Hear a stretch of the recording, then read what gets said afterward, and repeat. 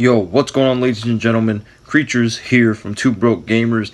And one thing you might not know about this channel, maybe you do, is it started off as it was just supposed to be a wrestling podcast where we talk about wrestling. Well, today I'm going to talk about wrestling. So, what I wanted to talk about today was my personal thoughts on the draft coming back. I will say right off the bat that I'm not the most educated person when it comes to wrestling. Like back then I used to watch it, but honestly I can't remember a lot. But I'm going to do my best. Young Gamer, he's a lot more knowledgeable on this, but he's not with me to make this. So I'm going to go out on a limb, make it myself. I don't care. Alright, so the draft coming back.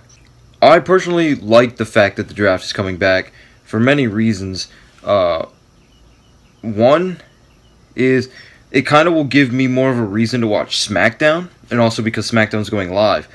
I used to love watching SmackDown growing up, and it just kind of faded out for me once I figured out, constantly seeing spoilers now, and I just stopped watching SmackDown altogether. Also because Raw is the main show now, and not a lot of hype happens at SmackDown because it's going to happen live on Raw.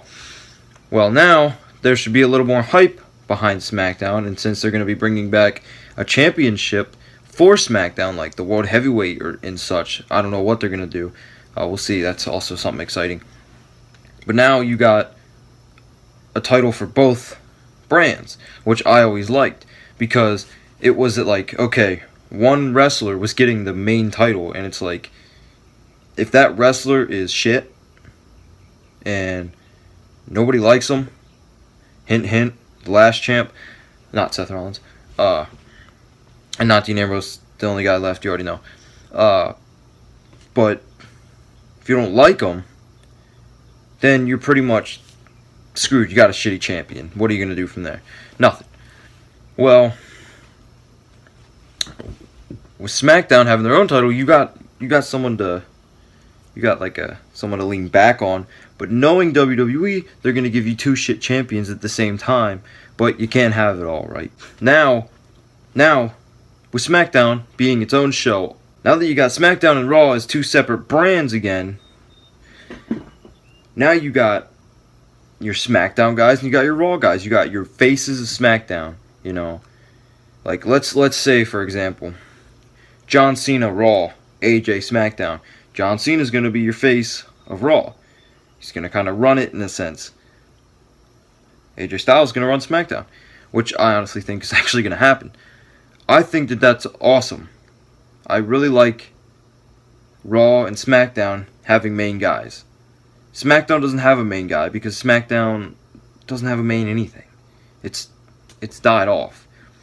But I really like the fact of that being implemented. Yeah. Now, will it be an upset if, say, the New Day gets split up? Well, of course. I don't think they're going to do that. I think they're a little smarter than that. I really hope they're smarter than that. But I really hope that teams don't get split up. And if they do, make it like the Ascension. No one cares about them.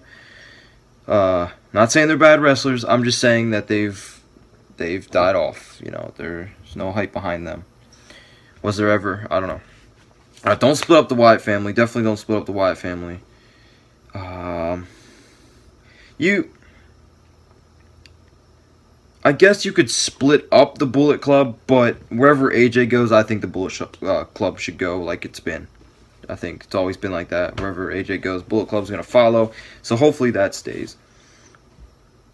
Hopefully that the Usos... See, with the Usos, I just know they're not going to get split up because the Usos are not single competitors. The Usos will not go anywhere as solo competitors. And that's a fact. They're not going to go anywhere solo. They have to be... They have to be a team. Another exciting thing about the brand split is that means call-ups. Lots and lots of call-ups from NXT. And you got this Cruiserweight Classic going on, which is going to be fantastic. Can't wait to see that. They just started the tapings the other day. You got a lot of call-ups now. A lot of SmackDown and Raw. You're gonna need more guys. Where do you go? You go right to that gold mine of NXT, and you plop them out and you put them on. Now, I personally think that NXT should kind of do like a draft show in a way where it's like NXT guys, and it shows like on NXT like where they're gonna get drafted, and it shows their reaction, and it's like you don't know who's gonna get drafted, you know. So I think that'd be awesome to be like, oh my God, Samoa Joe's going up on Raw, or Nakamura's going up. Oh, Nakamura's like my favorite. Nakamura's going up on SmackDown. Sami Zayn is already on main roster. What am I saying? Becky Lynch is already. Bayley is what I meant to say. Bayley's going up on SmackDown. Like, I think that'd be awesome, you know? And then it'll also give the NXT rookies more of a chance to prove themselves, because then they're going to have to wrestle on NXT. They're going to have to be more of the main event players of NXT, while the veterans of NXT, well, veterans move up onto the main roster to start their career from there. Do I think that the draft will hurt the WWE in any way? I think it can only hurt them if they mess it up. Now, there's a high chance that they'll mess it up because they've messed up a lot of things. But one thing they didn't mess up was Money in the Bank, and maybe we'll do a video on that. I know it's been past, but they didn't mess that up. So if they mess it up, then yeah, a lot of things can go bad. But I hope that they don't mess it up. They need to put the right people in the right spots at the right time. If you do that, it'll be perfect. You'll have no problems. Just make sure you do it like that, okay? Okay. Now, the general managers of each show. Now, last Raw, I think it was last Raw, John Laurinaitis came out, and he was like, yo, let me run Raw. Shane McMahon's like, no. Okay, let me run SmackDown. Shane's like, no. Shane said he's going to run both. That's probably obviously not going to happen. So who is going to do it? It's probably going to be Shane gets one, Stephanie gets the other. But, you know, we'll see who gets who. I think Shane would be better on SmackDown all the way. I don't know why.